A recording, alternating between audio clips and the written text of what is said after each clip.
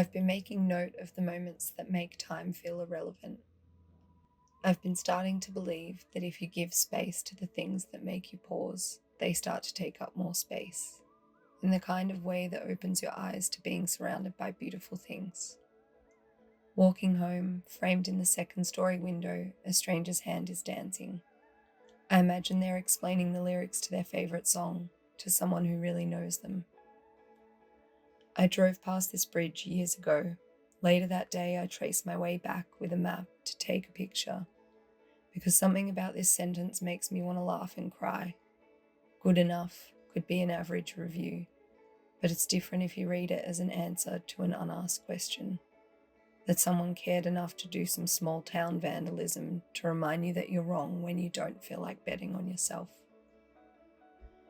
I keep noticing birds, murmurations as the day is ending, pigeons kissing on the roof.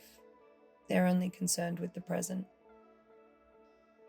I found this video of Nonna making a stepping stone over the mud to get to a flower. Hey, you got it! Now.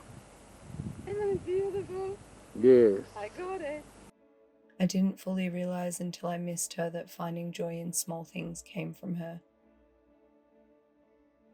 I know there are days where everything feels wrong. My friend Britt and I call them tinfoil days, in reference to a bad day where dropping the roll of foil and it unraveling the length of the kitchen was what sent her into a meltdown. The phrase has turned a bad feeling into one of the things about friendship that lightens the load. I'm not saying everything is sunsets and flowers, but sometimes all you can control is what you pay attention to.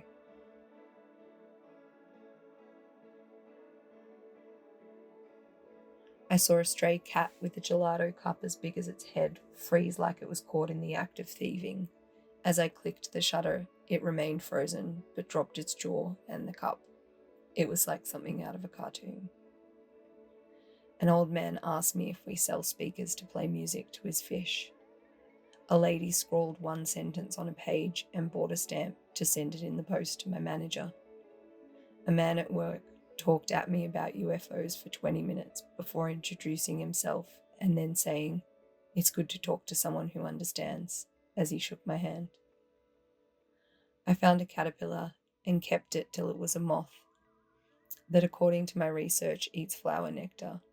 The night after I set it free, I came home with a single photo left on my roll of film and saw this moth eating from the flowers in our yard. Plants are still growing from cracks in the sidewalk. I think you're good enough.